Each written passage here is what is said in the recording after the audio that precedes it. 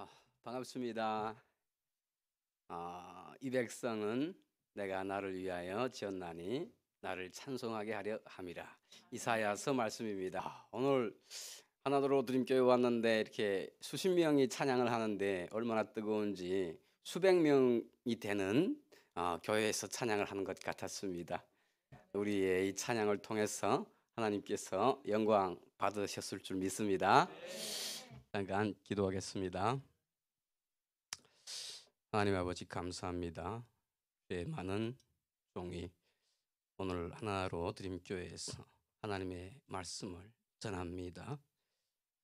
이 종의 마음과 입술을 주관하여 주시사 이 시간을 통하여 저와 여기 계신 모든 성도님들, 온라인을 통하여 참가하는 모든 성도님들 믿음이 더욱 견고해지는 귀한 시간 되게 하여 주시고 우리 민족을 향한 하나님의 기쁘신 뜻인 복음 통일을 위하여 하나로 드림교회가 더욱 귀하게 쓰여지는 공동체 되게 하여 주시옵소서.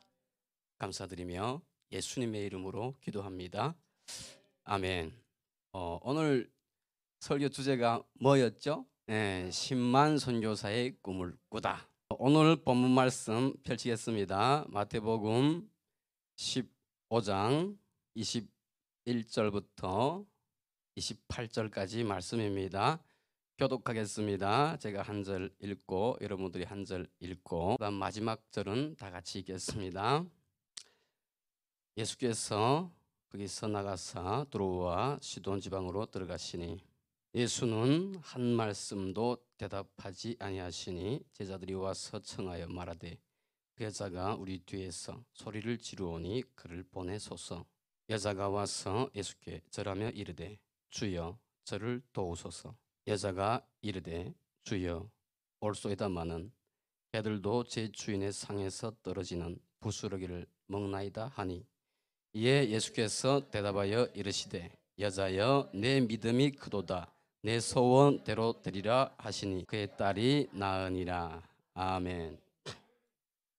자, 오늘 본문 말씀은 분명 믿음을 강조하는 말씀입니다. 그런데 오늘 본문 말씀 속에 믿음만 있는 게 아니고 민족 복음화를 향한 하나님의 기쁘신 뜻도 있습니다. 그래서 두 가지가 있는데 먼저 믿음에 대해서 말을 하겠습니다. 저는요, 만약 내가 이 이방인 여자였다면은 지금 딸이 귀신 들린 병이 들어가지고 예수님을 이 여자는 하나님의 아들이심을 믿고 지금 매달리는 거지 않습니까? 근데 예수님이 뭐라고 합니까? 이스라엘 집에 어린 양 외에는 보냄을 받지 않았다고 말합니다. 저는 이쯤 되면요, 야, 너 정말로 하나님의 아들이 맞아? 너 메시아가 맞아? 하고 난 싸울 것 같아요. 야, 하나님은 이스라엘의 하나님뿐 아니라 온 인류의 하나님이야. 근데 니 지금 하나님은 이스라엘만의 하나님이라고 말하고 있지 않아. 너는 그러니까 메시아가 아니야 하고 나는 싸울 것 같아요. 그런데 이 여자는 말이야 자존심도 없는지 그냥 매달립니다. 그냥 매달리니까 이번에는 자식들에게 줄 빵을 개들에게 주는 건 옳지 않다. 이제는 막 개 취급까지 합니다. 개 취급까지. 그런데 이 여자는 어떻게 합니까? 올소이다마는 개들도 주인의 밥상에서 떨어지는 부스러기를 먹습니다. 왜 하나님이신 예수님이 하나님의 자녀인 이 여자를 개 취급을 하고 싶으셨겠습니까? 절대로 그런 게 아니에요. 하나님은 자기의 목숨을 내줄 정도로 그 여자를 사랑하셨고 우리를 사랑하십니다. 개취급을 하고 싶지 않으셨습니다. 무엇을 보고 싶으셨는가? 그럼에도 예수님께 매달리는 그 믿음을 보고 싶으셨을 것입니다. 아멘입니까? 말도 안 되는 취급을 당하면서도 끝까지 예수님을 붙드는 그 믿음을 보고 싶으셔서. 이런 게 성경에 많이 나오죠. 욥이라는 사람은 동방에서 제일 큰 부자였습니다. 근데 이런 사람이 완전히 욥이 하루에 4탕에 걸쳐서 망하지 않습니까? 처자들이 다 죽고 재산이 다 파괴되고 오늘날의 빌 게이츠가 이렇게 하루에 4탕에 걸쳐서 다 망했다고 생각해 봅시다. 일가 친척 가문이 다 죽고 재산이 다 망하고 여러분들한테 그런 일이 생겼다고 합시다. 그럼 어떻게 하겠습니까? 사람들은 저주를 받았다고 그 사람을 평가할 것입니다. 그런데 욥은 어떻게 합니까? 하나님이 주신 것을 하나님이 다 가져가시니 찬양 받으시기에 합당합니다. 할렐루야. 얼마나 대단한 믿음입니까? 하나님은 분명히 욥이라는 사람을 땅에서 가장 정직한 사람이라고 칭찬을 하셨어요. 그런데 사탄한테 이 사람 죽이지만 말고 나머지는 다 해라고 허락하십니다. 이것이 과연 이해가 됩니까? 제일 정직하다고 칭찬하셨던 사람이면은 제일 잘되게 만들어 주셔야 될 때였는데 제일 망하게 하신 거예요. 그러나 이런 말도 안 되는 상황에 처했지만 해도 욥은 어떻게 합니까? 하나님을 찬양합니다. 개취급을 하지만 여자는 그냥 주님을 붙듭니다. 구약의 하나님, 신약의 하나님, 삼위일체 하나님 한 분이십니다.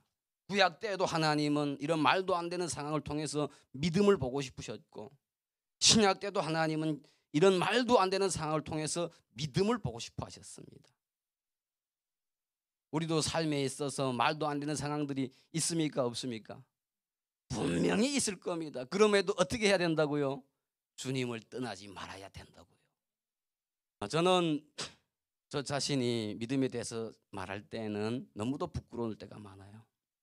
왜냐하면 제가 하나님을 너무나도 많이 원망했기 때문입니다. 간증을 잠깐 할게요. 저는 부모님을 잘 만나가지고 북한에서 뭐 사람들이 굶어 죽는다고 할 때 그것이 이해가 안 됐습니다. 왜 굶어 죽을까?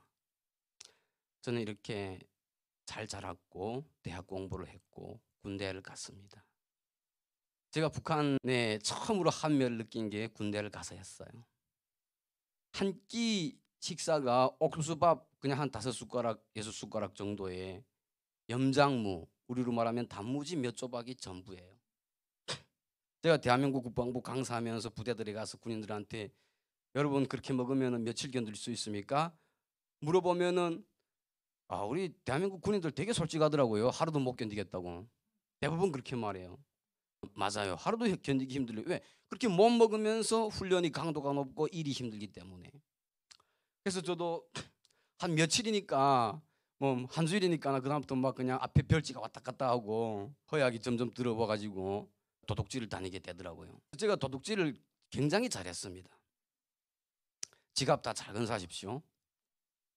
지금은 안 합니다. 근데 어느 순간에 제가 난 이렇게 막 영양실조 지금 걸리고 막 도둑질을 다니고 이렇게 해야만 사는데 TV에서는 김정일이 군부대들 시찰하는 게 나오는데 그냥 이 밥에 고기에 뭐 잘 먹는 것만 나오는 거예요. 그거 보니까 화가 나더라고요. 나 이렇게 굶주리고 도둑질을 하지 않으면 난 못 사는데 왜 TV에서는 저런 것만 나오지? 처음에는 막 자라면서 신격화가 됐어가지고 가장 위대한 사람이라고 이렇게 숭배를 했댔는데 내 배때가 고프니까 그런데 TV에는 내 현실과 다른 내용이 계속 나오니까 그 위대한 영도자가 최고의 사기꾼으로 느껴지더라고요. 사람 자기 배때가 고파봐야 된단 말이야. 그래서 제대가 됐어요. 하여튼 그렇게 군복무를 뭐 3년 짧게 했습니다. 유니버시티를 졸업하고. 혹시 아시는지 모르겠습니다. 고등학교 졸업하고 가면은 10년 내지 13년. 그러나 대학교를 졸업하고 가면은 5년. 저처럼 유니버시티를 졸업하면은 3년이에요. 3년을 복무하고 제대를 돼가지고 대학생들을 가르치는 직업을 가졌습니다. 존경도 받으면서 쭉 잘 살았어요. 그런데 군대 때 그 느끼는 한멸이 머릿속에서 지어 앉은 겁니다. 그러다가 국경지역에서 살다 나니까 한국 방송 자주 듣게 되고 와 그다음에 깜짝 놀랐습니다. 대한민국이 전 세계 경제강국 10대 경제강국 중에 하나가 된대. 아주 깜짝 놀랐어요. 북한은 전 세계 거주국가 중에 하나래. 난 북한에서 살면서 300만이 굶어 죽은 건 몰랐어요. 한국 방송 들으면 알은 거예요. 와 이렇게 많이 굶어 죽었어? 근데 왜 같은 민족인데 저 남조선은 저렇게 잘 사는데 땅 이렇게 못 사는 거야? 물음표가 생긴 거예요. 저는 그때는 하나님 모를 때니까 이렇게 생각했습니다. 야 여기는 세습 독재를 하지만 대한민국은 민주주의하고 자유민주주의, 자본주의, 시장경제 개방됐기 때문이야. 그래서 저 땅은 저렇게 잘 살지만 이 땅은 이렇게 못 사는 거야. 이렇게 생각했어요. 그리고 전 대한민국을 접하다 나니까 대한민국에서 제일 부러웠던 게 뭔가 하니까 여권을 가질 수 있다는 게 너무 부러웠어요.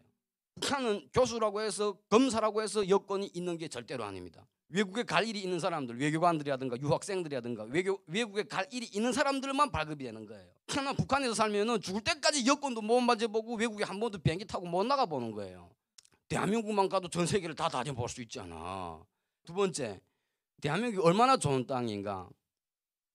누구나 다 자기 자가용 자동차를 타고 다닐 수가 있어요. 북한은 시장급 이상만 탈 수 있습니다. 그것도 그 자리에 있는 동안만. 그 자리를 내놓으면 차도 내놔야 돼요. 자기 소유가 될 수가 없다는 거예요.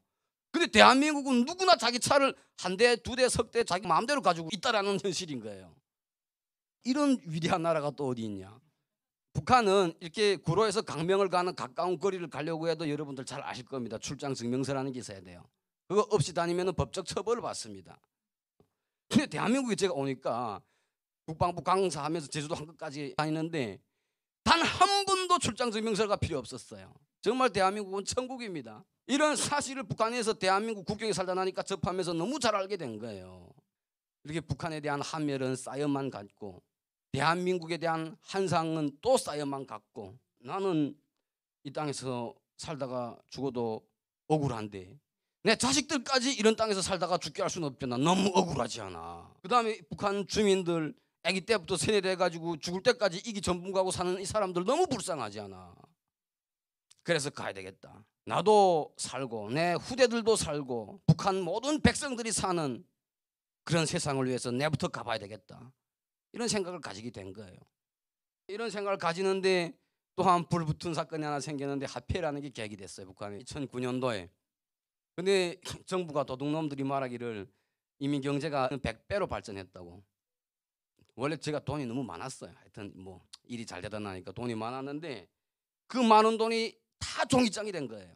왜냐하면 정부가 매 가정당 신화폐를 1,000원만 구화폐와 교환해주고 나머지를 다 휴지를 만든 거예요. 예를 들어서 내한테 20억이 있었다.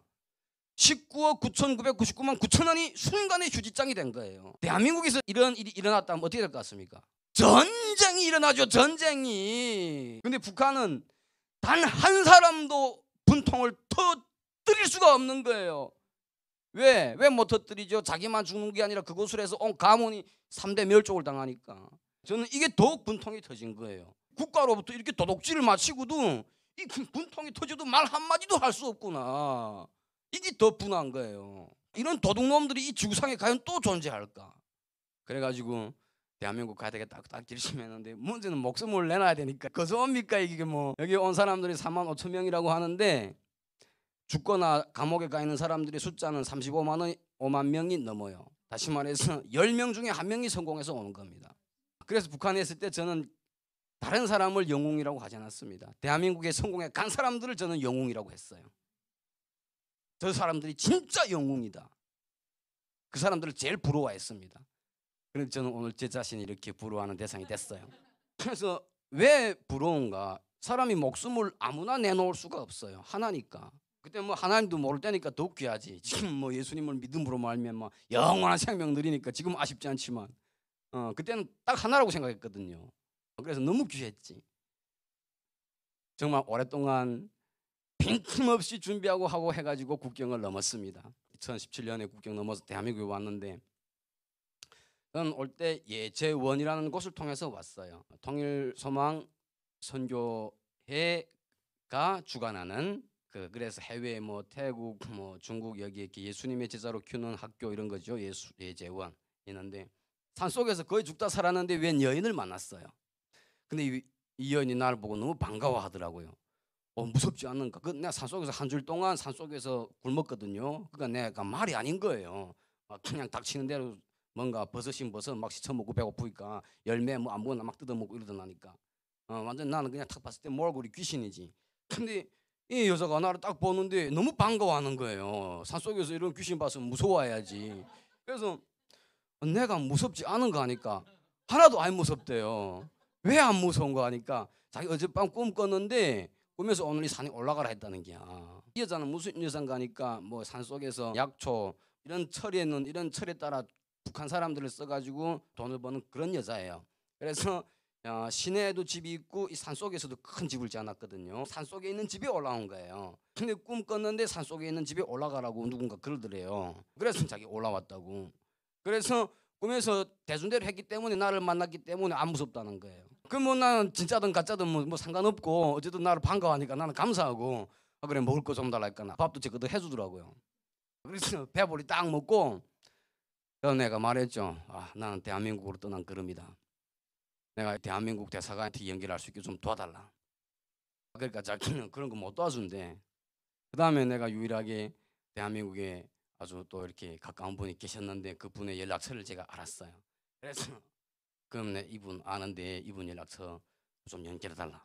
감사하게도 이분이 한국하고 직통전화할 수 있는 국제전화 사용할 수 있는 전화더라고요. 딱 연결했는데 그분이 나타났어요. 딱 나타나더니 알아서 도와줄게. 근데 자기가 다니는 그 교회 목사님한테 가서 말한 거예요. 또 산속에서 또 며칠 꽃제비를 쳤어요. 목사님한테 말했는데 그 목사님이 통일소망선교회 이빌리 목사님하고 친구지간인 거예요.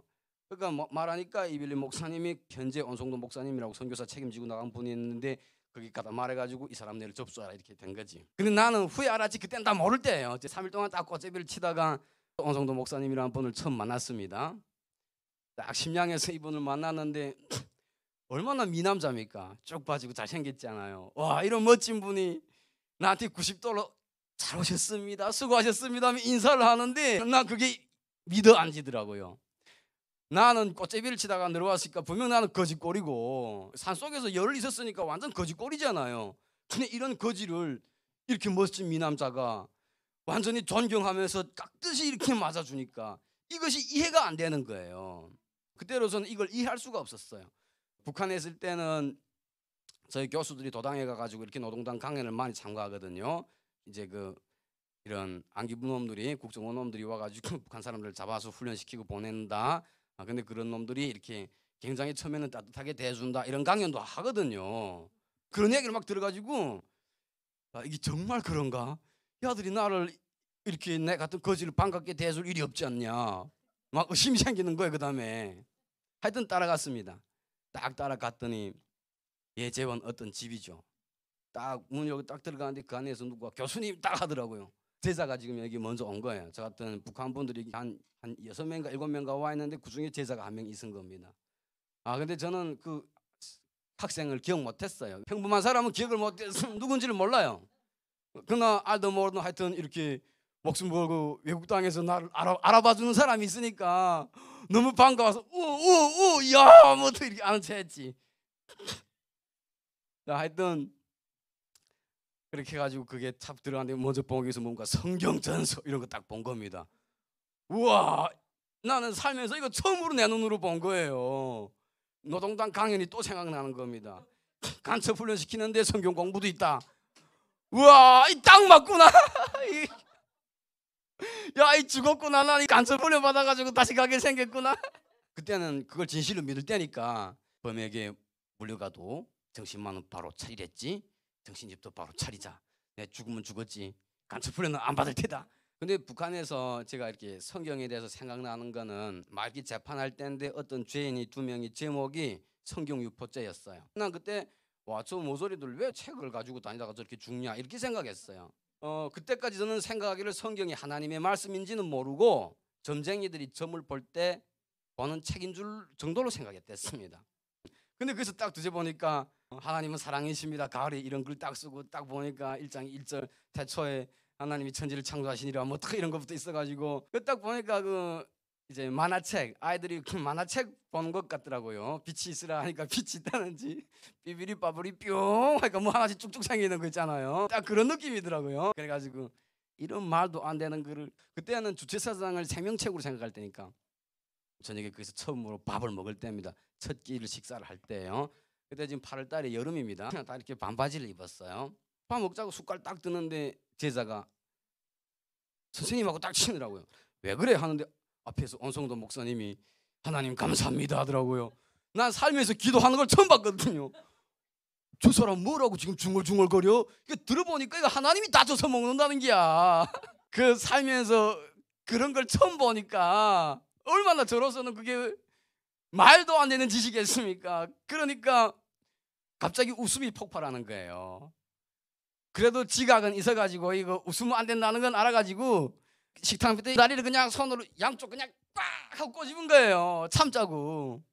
근데 꼬집으면 꼬집을수록 웃음이 더 폭발하는 거예요. 그래 이런 계속 꼬집고 꼬집었어요. 얼마나 꼬집었는지 화장실 닦아보니까 새까맣게 양쪽이 다 죽었더라고요. 그럼 기도 딱 난 다음에 당신 지금 뭐라는 짓이냐고. 제 손으로 제 돈으로 음식감 싸가지고 제 손으로 끓여 먹는데 무슨 말라 빠진 하나님인가고. 그 안에 있던 친구들이 다 안 믿어요. 이렇게 석 달 있으면 한국 보내준다니까. 그냥 지금 앉아있는 친구들인 거예요. 와 하고 웃음이 폭발한 겁니다 지금. 와 근데 예재원 일가라는 게 얼마나 빡빡한지 새벽 6시 새벽 예배부터 시작해가지고 하루 종일 성경 통독 암송 필기 하여튼 밤 10시 밤 예배까지 해가지고 사람 완전 죽이는 거예요. 야, 이 북한 노동당에서도 내가 이렇게 조직생활 안 했다 야. 아니 대한민국 가는 게 이렇게 힘드냐. 아니 그것도 좋은 일이면 괜찮지 전혀 믿지 않는 일인데 이렇게 하루 종일 시키니까. 그래서 온성도 목사님하고 엄청 싸맸습니다. 나는 그 규율을 따르지 않았어요. 쓰지도 않았고 큐티 뭐 부정적인 말만 하고 당신들이 다 정신병자다 이런 말만 하고. 내가 오기 전에는 질서가 잘 잡혔는데 내가 오면서 완전히 무질서 해갖고 외우지도 않고 쓰지도 않고. 왜 안 그러냐, 저 사람은 안 하지 않냐. 온성도 목사님이 안 되겠다고 딱 생각했는지 나를 보고서 여기 규례에 따르지 않기라면은 그 나를 그 데려왔던 중국 어느 그 산에 다시 보내겠다는 거예요. 그 죽어야 되잖아 다시 가면은. 그래서 믿어서 규례를 따른 게 아니고 울며 겨자 먹기로 그 규례를 따른 거예요. 내 군복무도 3년 참고 살았을 나이 이 내가 석 달은 먹여주고 재워 주는데 이거야 못 참겠니? 군복무 3년 동안 도둑질하면서도 살았을 나이 내 참는다. 외우라면 외우고 하늘에 계신 우리 아버지여 하면서 외우기도 했고 또 쓰기도 했고 그냥 부정적인 말 하죠. 하여튼 그게 일가를 따라서 했어요. 근데 어느 날 그 이제 갑자기 온성도 목사님이 저보고 그러시더라고요. 온성도 목사님이 저를 보고 교수님을 하셨으니까 책의 가치를 알지 않는가고. 선생님이 말씀하시는 것처럼 이게 거짓말이면은 왜 그렇게 많은 사람들이 믿고 있겠는가고 나를 보고 그러시더라고요. 그래서 하나님을 믿는 사람이 몇 명이지 나를 보고 아는가고. 근데 제가 그걸 또 알았습니다. 놀랍게도. 왜냐하면은 북한에는 기자활동 상식이라는 책이 있어요. 그게 최고의 엘리트들이 보는 책인데 책에 보면은 전 세계의 종교 실태, 인종 실태 별난 게 다 있습니다. 그게 보면은 지구상에 하나님을 믿는 사람들의 퍼센트가 어느 정도 된다는 게 나와 있는 거예요. 한 80억의 인구라면 한 20억은 하나님을 믿는다 이런 게 나와 있습니다 숫자가. 근데 그건 알아가지고 딱 대답했더니 와 그걸 어떻게 아는 거고. 그래서 이런 책에 그런 게 나와 있다. 그럼 나를 보고 그러더라. 미국에서 가장 위대한 사람은 누구라고 생각하는가고. 이런 것도 상식적으로 아는 거예요. 그 말이야 조지 워싱턴, 토마스 제퍼슨, 아브라함 링컨, 오즈벨트, 그다음에 록펠러 재벌 말이야 메가더 사령관 이런 사람들이 아닌가고. 와 대단하다고 어디 다 아는 거냐고. 이게 말이야 선생님쯤 하자면은 말이야 교수쯤 하자면은 공부를 많이 했는데 그런 것도 모르겠는가고. 이제 나를 보고 교수님이 짚은 그 모든 사람들이 하나님을 사랑하는 사람들이라면 성경책을 생명책처럼 여기는 사람들이라면 이 책의 가치가 좀 증명돼야 되지 않겠는가고. 그게 정말인가고. 정말이라고.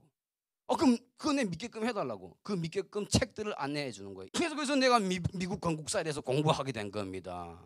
그래서 와 정말로 그렇구나.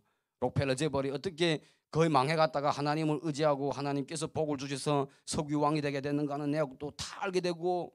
거기서 이제 이승만 대통령이 한성 감옥에 들어가지고 독립정신 쓰면서 그 사람들 내처럼 예수님 안 믿던 사람이 선교사들을 통해서 예수님 믿게 되고 또 30몇 명 전도하고 하여튼 이런 역사들 이런 것들을 대한민국 건국사 하여튼 이런 거 뚝 보면서 놀랍게 와 이렇게 세계적인 위인들이 다 하나님을 믿고 성경책을 생명책처럼 생각하는데 이 하나님 진짜 살아계시는 거 아니야? 정말 하나님 진리가 아닐까? 내가 저 무지한 독재 땅에서 살다 나니까 몰랐는데 내가 복받은 자가 돼서 하나님이 지금 인도하셔서 나를 이 말씀 앞에 세워주셨다면 이건 보통 사건이 아니지 않냐. 딱 이런 생각이 갑자기 머리가 솟구치며 들어가는 거예요. 맞아. 공부해보자. 전 세계 그런 최고의 위인들이 생명책처럼 간주하는 책이라면 공부해야 할 필요가 있구나. 어차피 석 달 뭐 하겠어. 해보자. 공부해보니까 너무 재밌는 거예요.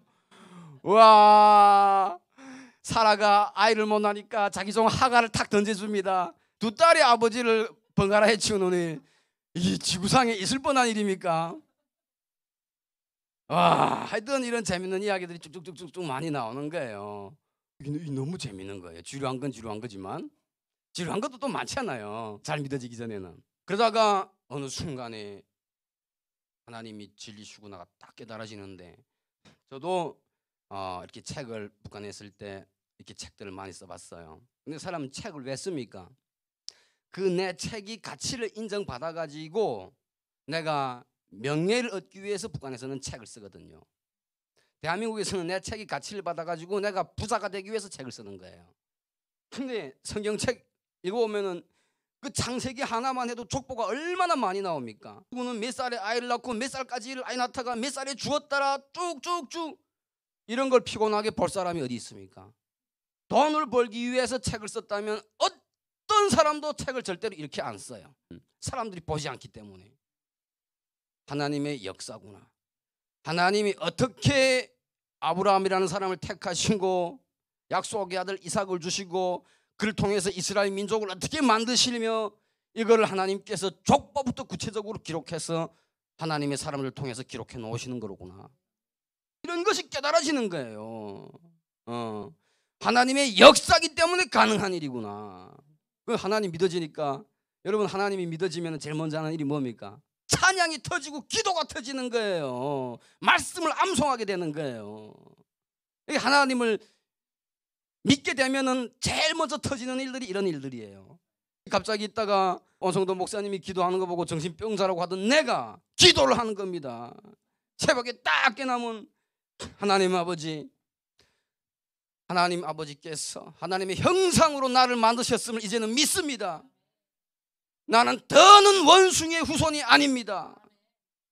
전능하신 하나님이 하나님의 형상으로 나를 만드셨습니다. 기도가 터진 겁니다. 그런데 하나님, 어차피 내가 하나님을 이제는 믿으니까 저를 쓸 바에는 모세처럼 써주십시오. 엘리야처럼 써주십시오. 다윗처럼 써주십시오. 이런 기도가 터진 거예요. 제가 나를 그렇게 만나 주십시오. 이런 기도들이 터진 겁니다. 욕심은 또 많아가지고 막 이렇게 기도를 하는데, 선교사님들 목사님들이 한국 영화 북한에서 목숨 걸고 봐야 되잖아요. 그럼 이제 여기 와서 마음 놓고 봐야 되잖아요. 중국에 왔으면은. 근데 도대체 한 주일에 딱 한 편만 보여주는 거예요. 그래도 말이야 매일 한 편이야 보내줘야지. 그래가지고 선교사님한테, 선교사님 어차피 저 대한민국 가서 저는 박사 교수 할 겁니다. 그래서 하면 이제 컴퓨터도 많이 공부해야 되는데 이 손이 굳어질 것 같아가지고 이 타자 연습 좀 매일 하려고 하는데 그 노트북 좀 저한테 빌려주십시오. 선교사님이 딱 깜짝 속았지 뭐. 내 한국 영화 보려고 하는 거 모르고 노트북 딱 주더라고요. 와, 그래가지고 봤는데 새벽 6시에 새벽 예배 시작하면은 내가 보통 새벽 기도 시간이 4시 반부터 5시거든요. 새벽 기도는 못하더라도 6시에는 깨나야 되잖아. 시간 보니까 3시 반인 거예요. 아, 되겠다. 누웠어요. 여러분 3시 반에 누우면은 옆에서 누가 안 깨워주면은 6시에 깨나요? 못 깨나요? 못 깨나잖아요. 근데 정확하게 기도 시간에 딱 깨우는 거예요. 4시 반부터 5시가 제가 깨나서 기도하는 시간이라고 했지 않습니까? 어떤 사람이 이 꿈이에요. 근데 꿈에서는 꿈인 줄 모르는 겁니다. 어떤 사람이 나한테 와가지고 기도 시간인데 잠 어떡하는가 하고, 하늘 아버지가 기다리고 있다고, 빨리 일어나 기도하라고 이 말 딱 하고서 가는 건데, 이 말을 지금 이렇게 편안하게 하는 게 엄하게 하는 거예요. 나한테 엉치 차면서 엄하게 하고 간 거예요. 그래서 내가 하나님이 기다리신다고 하고 딱 깨놨는데 딱 깨면 그 앞에 시가 있는 거예요. 정각 5시인 겁니다. 우와, 순간에 그냥 땀이 물처럼 막 이렇게 분수가 쏟아붓이 나오고 머리가 막 곤두서는데, 와, 내가 하나님한테 계속 이렇게 기도를 했더니 모세처럼 엘리야처럼 다윗처럼 이런 기도를 했더니 정말로 하나님이 사자를 보내서 가지고 깨워주시는구나. 나를, 내가 그렇게 너를 사랑한다를 하나님이 알려주시는구나. 그게 느껴져 가지고 눈물 팡팡 흘리며 기도한 겁니다. 내가 그런 역사 끝이 없고. 근데 하나님이 믿어지니까 마음속에 갑자기 근심이 생겼어요. 저는 살면서 북한에 있을 때 점쟁이를 2번 봤습니다.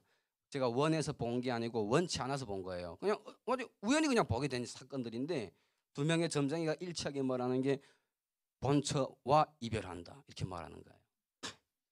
와, 근데 저는 아내를 너무너무 사랑합니다.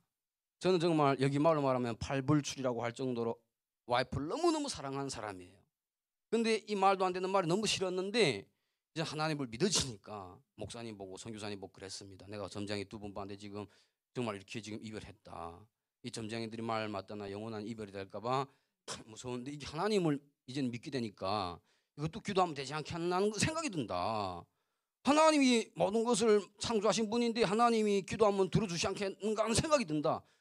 선교사님이 맞다 이러더라고요. 하나님은 어떤 왕의 기도를 통해서 15년 목숨도 연장시켜 주셨다. 모세의 기도를 통해서 하나님이 마음을 바꾸시기도 하셨다. 성경에 기록되어 있다. 기도하라. 그러니까 기도하자. 그러니까 어떻게 기도했는가? 하나님, 점쟁이들은 이렇게 말했지만 내가 하나님께 기도를 했더니 하나님이 점쟁이들이 말한 대로 되지 않게 해주셨다고 훗날 내가 간증하게 해 주시옵소서 하면서 기도를 했는데 1년 반 동안 기도를 한 거예요. 근데 정말로 훗날 와이프는 다른 남자하고 결혼해서 완전 이별이 됐어요. 그거를 사실 안 순간에 하나님을 안 믿게 된 거예요. 이야, 점쟁이들이 말한 게 맞구나. 팔자도 막 못 치는구나. 기도는 무슨 말라빠진 기도야.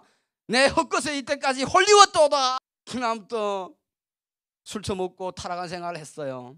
부끄럽지만 막 그러다가 이제는 회사도 안 나가고 전화 오기 때문에 술 취한 게 뭐 똑똑하겠습니까? 그때 당시엔 제가 이제 그날교회라고 허남의 목사님이 담임 목사님으로 이렇게 심하시는 데인데 목사님 전화 딱 오셨더라고요. 교회 오랫동안 안 나오니까 전화 와서 그때 딱 봤는데 너무 이렇게 술로 살면서 이렇게 그냥 타락한 생활을 하니까 사람이 그리운 거예요. 목사님이 딱 전화가 왔기 때문에 받았어요. 내가 아예 오랫동안 이렇게 얼굴이 안 보여가지고 어디 아픈 데는 없는가 하고 내 많이 아프다고 내가 그랬지. 마음이 많이 아프다고. 그럼 오라고 내 밥 맛있는 거 싸주겠다고. 그래서 가서 만났습니다. 그래서 이런 일이 있어가지고 내가 지금 이렇게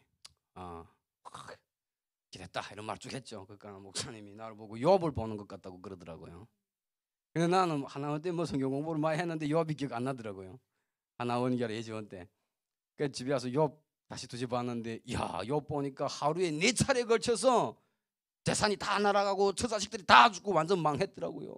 그럼에도 하나님 주신 것을 하나님이 도로 가져가시니 찬양받으시기에 합당합니다. 이런 기도를 하고 있더라고요. 그래서 나는 아직 다 살아있지 않냐. 그러니까 욥의 그 믿음하고 나의 믿음 비교해봤을 때 너무 부끄럽더라고요. 야, 내가 지금 뭘 하고 있는 거야 지금. 난 다 살아있지 않냐. 욥은 이름에도 하나님을 찬양했지 않냐. 야, 내가 지금 도대체 얼마나 부끄러운 짓을 하고 있냐. 어차피 이 세상은 잠깐이지 않냐. 하나님은 사랑하는 사람일수록 연단하십니다. 그래서 내가 하나님이 그럼에도 욥이 하나님을 찬양하는 그 믿음을 보고 싶어한 것처럼 오늘 본문의 이 여인이 그럼에도 예수님을 붙잡는 그 믿음을 보고 싶어 하셨던 것처럼 100살에 하나님이 이삭을 주시고 그거를 번제로 다 태워서 바치라고 하네요. 그럼에도 순종한 아브라함의 그 믿음을 보시고 싶어 하셨던 것처럼 점쟁이들이 말하는 대로 됐음에도 네가 나를 사랑하는가 보자. 네가 나를 안 떠나는가 보자. 하나님이 이런 믿음을 보고 싶어 하시는구나. 나를 욥급으로 사랑하시는구나. 아브라함급으로 사랑하시는구나. 오늘 본문의 이 여인급으로 사랑하시는구나. 이런 게 믿어져가지고 그 다음에 감사가 터지는 거예요. 사람이 믿어지면 그 다음에 나오는 일이 뭐라고 했습니까? 기도가 나오고 찬양이 나오고 감사가 나온다고. 말씀을 사랑하게 된다고. 자, 오늘 기본 핵심이 나는 이스라엘 집에 잃어버린 양 외에는 보냄을 받지 않았다. 예수님이 이렇게 말씀하셨어요. 그런데 예수님은 분명 이것이 무엇인가 이 여인의 믿음을 보고 싶어서 하는 말인 건 다 알죠. 그러면은 다른 말을 써서라도 이 여인이 끝까지 예수님을 붙잡는가 안 붙잡는가 보실 수도 있는데 왜 하필이면 딱 이 말씀을 쓰셔서 보셨는가 이겁니다. 전능하신 하나님이 단어를 선택할 게 얼마나 많고 문장을 선택할 게 얼마나 많겠어요. 다른 말 다른 단어를 써서라도 그런 믿음을 보실 수 있는 분인데 왜 굳이 이 표현을 쓰셨는가 하는 겁니다. 여기에 민족 복음에 관한 메시지가 있는 거예요. 민족을 사랑하라. 자, 여기 구약의 모세도 그러지 않습니까? 금송아지 우상 만들어 가지고 하나님이 몽땅 다 멸절시키겠다니까 모세가 하나님한테 가서 빌지 않습니까? 하나님 살려달라고, 이 백성 살려달라고. 이 백성 살려 안 줄 거면은 나를 그 하나님의 생명책에서 지워달라고. 와, 얼마나 담대합니까? 누가 이런 기도를 하겠습니까? 생명책에서 이름 지어달라는 건 난 지옥 가겠다. 이거 아닙니까? 이거 누가 이런 기도를 감히 할 수 있습니까? 그 왜 이걸 성경이 보여줍니까? 그렇게 민족을 죽도록 사랑하라가 아닙니까? 이거는 신약에서도 나옵니다. 로마서 9장 1절부터 3절 딱 보면은 바울이 내 동족을 위해서라면은 내가 저주를 받아 그리스도에게서 끊어질지라도 좋다. 이게 모세하고 똑같은 기도가 아닙니까? 이 기도가 자기 민족을 이토록 죽도록 사랑하라는 게 바로 하나님의 뜻인 겁니다. 지금 복음 통일에 대해서 말하고 있지 않습니까? 자기 민족을 죽도록 사랑하라. 자, 저는 하나님을 만난 다음에 뭘 알아는가 하니까 대한민국이 이토록 잘 사는 거는 경제 시스템, 정치 시스템이 북한하고 달라서 잘 사는 게 결코 아닙니다. 대한민국이 이렇게 잘 사는 거는 기도하고 출발한 땅이기 때문에 잘 사는 거예요. 북한은 하나님을 대적한 사상, 공산주의 마귀 사상으로 출발했다면은 대한민국은 기도하고 출발했기 때문입니다. 여기도 이 교회도 집이지 않습니까? 우리가 사는 이 집은 기초부터 세워야 합니다. 기초가 없는 집은 무너질 수밖에 없어요. 나라라는 집도 기초부터 세워야 됩니다. 나라라는 집의 기초는 무엇인가? 국회입니다. 왜? 국회에서 법을 만들기 때문에. 1948년 5월 31일 대한민국 국회가 출범할 때 기도하고 출발합니다. 그래서 대한민국은 기도하고 세워진 나라인 거예요. 그래서 복을 받아서 이 땅이 세계적인 경제 강국이 됐습니다. 대학원 3년 동안 공부하면서 우리 젊은 전도사들한테 원우들한테 대한민국이 기도하고 건국된 나라다. 왜 기도하고 건국된 나라야? 물어보니까 대답하는 친구들이 없어요. 무슨 대한민국이 기도하고 건국된 나라인가? 이런 친구들이 신대원에 들어와 있는 거예요. 이게 한국 새세대 전도사들이 수준이 이런 수준인 거예요. 내가 따라가면서 말해주는 겁니다. 이래서 기도하고 건국된 나라야. 우리 한반도는, 우리 민족은 하나님의 역사야.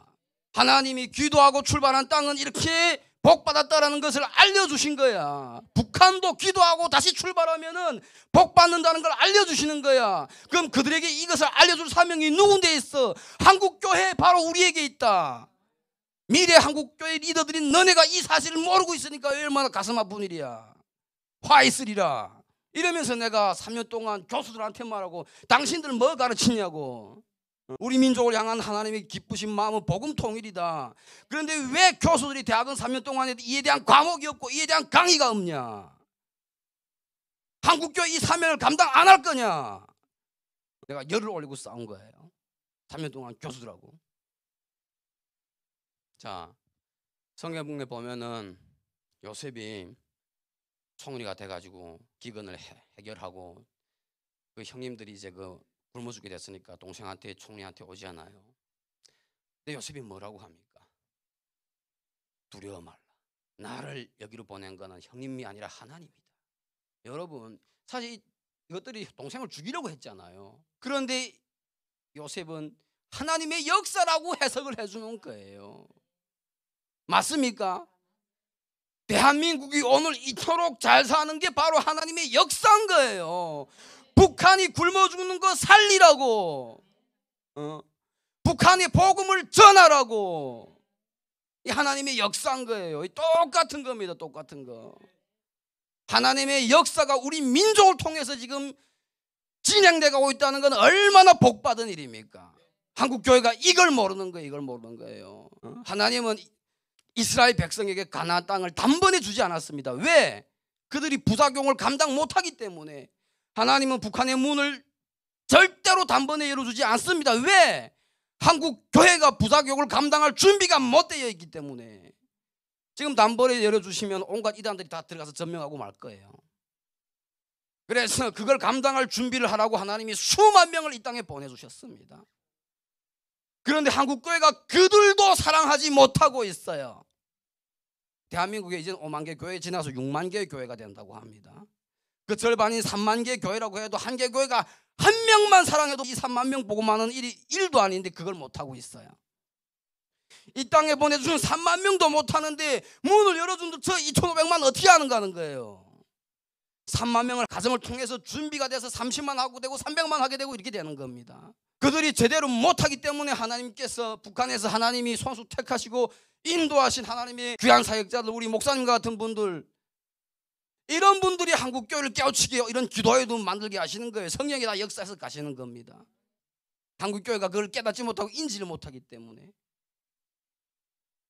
복음통일이라는 게 뭡니까? 남과 북이 그리스도 예수 안에서 하나의 가족 공동체를 이루는 게 바로 복음통일입니다.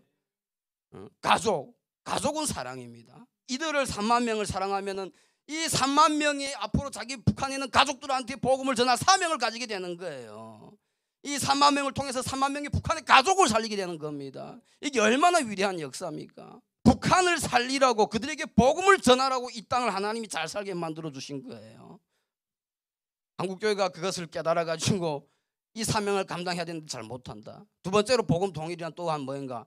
남과 북의 목회자 사역자들이 함께 손잡고 하나님의 나라 교회를 세워가는 거예요. 그런데 대한민국 교회들, 북한에서 오신 신학 공부를 하는 사람들, 북한 출신들 사역자로 잘 쓰지를 않아요.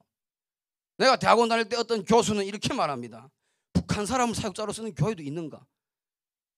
내 분토에 터져가지고 당신 같은 사람이 어떻게 교수로 하는가고. 이 정도에 대한민국 이 정도인 거예요. 북한 사람들, 대한민국 목사들 가서 복음 전하면은 믿지 않아요. 이제 전쟁이 일어날 겁니다. 죽일래기 전쟁이 일어날 거예요. 그러나 우리가 가서 전하면은, 우리는 형제요 가족이요 친구기 때문에 우리가 가서 전하면은 믿는 거예요. 여기에서 복음 통일이 이루어져서 앞으로 부작용을 감당할 준비가 돼서 우리가 함께 손잡고 가야 되는 거예요. 그럼 여기서부터 함께 손잡고 하나님의 나라 교회를 세워 가야 되는 겁니다. 그런데 북한 출신이라고 안 받고 있어요. 한국 교회가 완전 나쁜 거예요. 복음 통일을 안 하겠다는 거예요. 이거는. 또한 복음 통일이라는 건 뭔가? 남과 북의 남자 여자들이 예수 안에서 서로 사랑하고 가정을 이루는 겁니다. 자, 그래서 정말로 우리 한국 교회가 복음 통일은 하나님의 기쁘신 뜻임을 깨달아서 그 사명을 잘 감당할 수 있도록 우리가 함께 마음을 모아서 기도했으면 좋겠습니다. 기도하겠습니다. 하나님 아버지 감사합니다. 오늘 귀한 시간, 이 부족한 종이 하나님을 말씀을 전할 수 있어서 감사합니다. 하나님 아버지, 지금도 우리 북한 주민들 너무도 많이 굶어 죽고 있습니다. 지금도 너무 많이 굶주리고 있습니다. 하나님, 우리 한국교회가 그들을 살리는 것이 하나님의 기쁘신 뜻임을 깨달아서 자기 사명 잘 감당하는 한국교회가 되게 하여 주시옵소서. 하나님 아버지, 한국교회가 5만 개가 넘는다고 합니다. 6만 개가 된다고 합니다. 한 교회에서 2명씩만 북한을 위해서 기도하고 선교사를 준비하면은 10만 선교사가 됩니다. 하나님 미라 이 땅에 떨어져 죽으면 수많은 열매를 맺는다고 가르쳐 주셨습니다. 하나님, 민족이 사는 저 땅을 향하여 10만의 미랄이 심겨지는 놀라운 역사가 일어날 수 있도록 역사하여 주시옵소서. 하나님 아버지, 부족하지만 우리 하나로 드림 교회도 그 길에서 하나님의 귀한 사명을 멋지게 감당하는 하나님의 귀한 공동체로 사용하여 주시옵소서. 하나님 아버지 감사합니다. 우리 민족을 사랑하시는 하나님의 역사가, 복음 통일의 그 위대한 역사가 반드시 이 땅에 이루어지라 확신하며 주님의 위대한 그 역사를 믿고 순종할 마음으로 오늘 또한 다짐니다. 역사하여 주시옵소서. 이루어 주시옵소서. 우리 주 예수님의 이름으로 기도합니다. 아멘.